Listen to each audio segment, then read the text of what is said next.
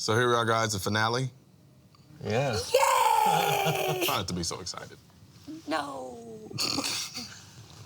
No, but I don't necessarily mean we have to recap the entire season, but kind of what, like, if you were going to walk away with one thing in particular, what would that be from your experience here? Because we've literally changed you down and made you watch all 8 episodes. Yeah, you did. Well, you suck at ski shooting.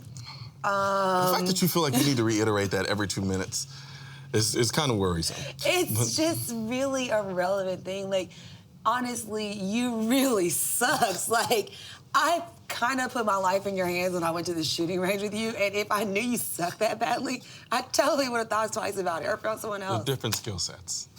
Different skill sets. I don't know. I need a little bit more assurance. I've Maybe I should have gone out before, and it is not easy. And it is I can imagine fun. it's not. It's a lot of fun. Is it really? Yeah. Yeah, when he said that it's like one of the things he enjoys most, I was like, Yeah. that explains a lot. Yeah. And when you do finally hit it, oh, yeah. Oh, okay. Yeah. Well, So you know what? Here's what I honestly, truly, like, I don't think that you were a bad shooter. I know for sure. We've already seen that my shooting skills are non-existent. That's because you refuse to come back to the range.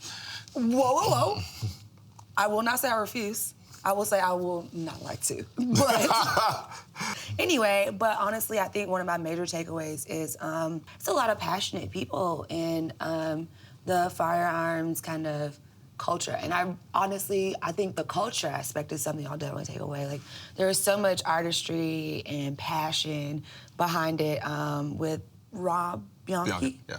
And the guns, amazing. Jesse James, amazing. And my sensei, JJ, like, seriously, he is a inspirational person in general. I think even this episode, he said something that was really, it spoke to me, and it was about the fact that people get stressed out about things that aren't even related to them directly. They're related to their jobs. Yeah. And if you think about it, like, if you really, really think about it, guns and shooting and firing, like, the fact that he's going out behind his house and, like, dry firing, like, 200 or 300 times a night, like, that's passion. Like, what is it that I would do for 200, well, not even do, I would practice doing it. I would practice the act of doing it and not even get that full action 200, 300 times.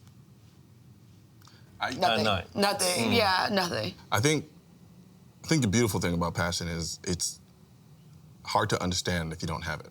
Yeah. And for that particular set of passion. You can have passion somewhere else and you can understand that because it's your passion there. You know, sometimes I can be out, like, my natural state of being now is when I'm stressed out and I won't even think it's unconscious. I'll go home, pull out guns and just start tinkering. Sure. From the outside perspective, someone watching me is like, what is he getting ready for? And in my mind, it's just, I used to be that person, but now, like, right. seeing it, I get it. Like, that's a calm state, and it's not even single-minded. I think it's just really genuinely a calm state. Like, my calm place is in my bed. Yeah. I think your calm place is on the range or, you know, with a gun in your hand. And I think that a lot of the notions that I have about the negativity or the problems behind that, I don't really have anymore. I just honestly can't see how anyone who respects passion or who knows what a real passion feels like can say to someone, that's your passion, but nah. Like, I just can't, so. Yeah. I really want to thank you and the association and our audience for allowing us to have this conversation. Yeah. I mean, we came to the table knowing that we were going to have opposing points of view, talking about an intractable subject that really, and I think we come up against the same barriers time and time again. And I don't know what the solution is. I think, and I think we both came to this in good faith to see if we could find something in our conversation. Yeah. And I think, you know, what I take away from this is a greater level of understanding of your and the community's passion for freedom. You know, I mean, this is fundamentally what it's all about. Yeah. It really is. And as a foreigner, to understand the Constitution, which I because of this show. I read and studied and became more familiar with and understanding the history behind that and where that came from. You know, let's say gun violence is a problem, but It is. this is also what makes America great.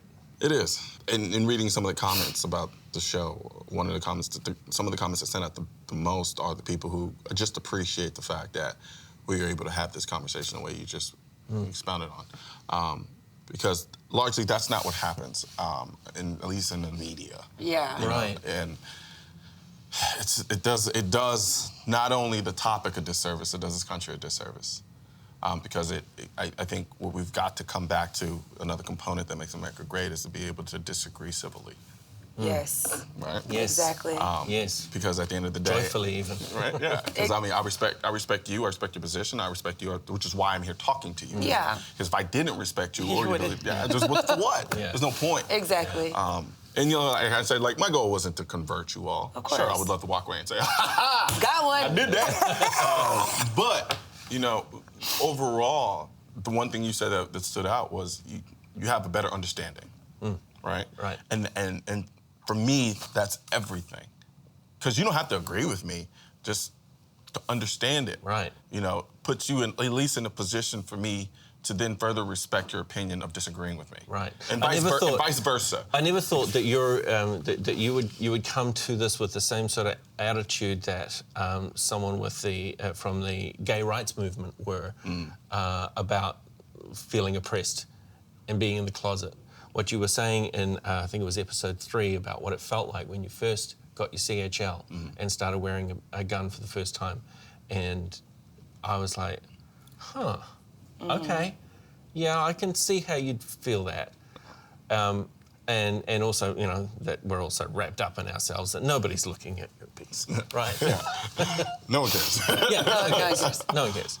They're all too busy worried about themselves. But I think that's kind of my general approach to life. Like, you know me, I really don't care a lot about other people. So much of me is just enough to deal with. I don't need to worry about others. That I can attest to. No, but seriously, like, I really think that, like, no one cares. It's kind of, not that no one cares, but also I'm very liberal in every other aspect of my life, and the fact that I was kind of drawing this line around guns, I really had to stop and think about it. And, like, I think it started with me going to the range, but also these conversations, like, what am I really against right here? And I think it's, you know, obviously the gun violence, and that's still something to be kind of discussed and worked on, but it isn't necessarily the ownership aspect. Tell me if you think I'm right about this. From your, as far as you and your position, I felt like, and this is from the very first time, before we even got here, I think largely because you have this kind of inherent apathy to the outside world. However, you are very smart, very observant. So I think for you, there was this idea of, I think you could sense the passion in me. And you didn't get it. You were like, I don't really understand this. I don't really care enough to sit down and really talk to you about it. Yeah. But if he's gonna bring this conversation to me, I'm gonna poke at it enough to see if he can explain it to me enough where I can get it. It's like your Taylor Swift obsession. Like, I can't stand her, and I think she's incredibly overrated and mediocre. But at the same time, like, you know, she plays instruments and she writes shit or whatever, and it's sophomoric, but she writes it, and that's cool. Oh, incredibly sophomoric. So that's the value. And it's like, I can't stand her, but I get why you like her. So you can have it. Same thing with this, like literally the exact same. And I know it's probably problematic to someone that's However, the Constitution is not sophomoric. I'm joking. So, it's not, but I'm joking. Don't disrespect my Constitution. I love the Constitution. You're joking, but you're not. Don't disrespect my Constitution. But yeah, no, that's really, honestly, I kind of had to put things in that kind of perspective. Yeah. So you're definitely right. Like, I'm very apathetic, and so I was kind of like, why are you pressed like church pants? Sexy gun. Like, literally one of the first conversations we ever had, you called a gun sexy. I was like, yo, this one here. Here's the crazy thing about that. I think was the first conversation at Kevin's house? It was at brunch. We wear brunch. Gotcha. And I largely, in those settings, try to avoid those conversations. Do you really? I love them. I know. I'm talking about the gun conversation. Because for me, in those settings, I know what's going to happen. It's going to take over the entire setting. Well, here's the thing. That's what I remembered about you, though. Yeah, but I think it's kind of selfish. I try to stay off of it. But sometimes And I can imagine when this- people flip that switch, Yeah. it's like, all right, come on. I don't think I And put you're that not- switch. and I you're think not- you just said you worked for Jenna- NRA, and then we kind of like, it went from there. And you're not going to suffer an argument that you inherently disagree with without Exactly. an answer to it. But also to your credit, I don't think he would suffer a conversation with someone that who's not opinion that it's not that you cared about my opinion, but you knew if you're not gonna have a battle of wits with someone who's unarmed. Yeah.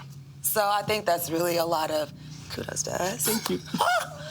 But I think that was a lot of it. That was some So. serious self-stroking right there. Damn right. After putting up with this all season, we deserve it. But hey, there are a lot of people who are even more anti than you are who wouldn't even think to come sit down at this table. Well, they probably aren't thinking clearly enough to do so. Well, I welcome the opportunity, and I'm very glad that we did. Absolutely. Yeah. Pleasure. Thank you, brother. It's a wrap.